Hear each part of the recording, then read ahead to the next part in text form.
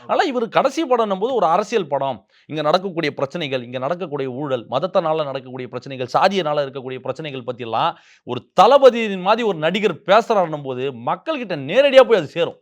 அட ஆமால்ல, கரெக்ட் தான்லன்னு மக்கள் சிந்திப்பான். அந்த மாரி ஒரு ஒரு ஸ்ட்ராங்கான ஒரு பொலிட்டிக்கல் படமா இருந்தால், இன்னும் நல்லா இருக்கும்ன்றது என்னோட தனிப்பட்ட கருத்து. ஆனா அவர் என்ன முடிவு எடுக்கிறாருன்னு நமக்கு தெரியாதுல்ல. என்ன எந்த டைரக்டர் அவர் அப்ரோச் பண்ணிருந்தா எச். வினோத்ன்னு சொல்றாங்க, அட்லின்னு சொல்றாங்க, வெற்றிமாறன்னு நெறைய சொல்றாங்க. ரூமர்ஸ் நெறைய வந்துருக்கு. ஆப்ஷன்ஸ் போயிட்டு இருக்கு. அதனால வந்து நம்ம வெயிட் பண்ணி தான் பார்க்கணும். எங்களுக்கு அவர் எந்த படம் நடிச்சாலும் எங்களுக்கு அந்த கடைசி படம்ன்றபோது ஒரு எமோஷனலா ஒரு கனெக்ட் இருக்கும் அந்த படத்துல.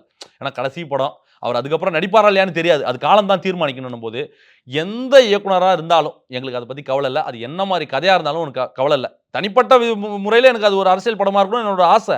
பட் எந்த ஒரு நடிகர், எந்த ஒரு இயக்குனரா கூட இருக்கட்டும். ரசிகர்களா பொதுவான விஷயம் என்னன்னா, அந்த படம் ஒரு பேய் ஓட்டம் ஓடும். நீங்க எதிர்பார்க்காத அளவுக்கு ஒரு வசூல் அந்த படம் செய்யும். ஏன்னா ஒரு எமோஷனலா எங்களுக்கு அதுல ரொம்ப இதுவா இருக்கும்.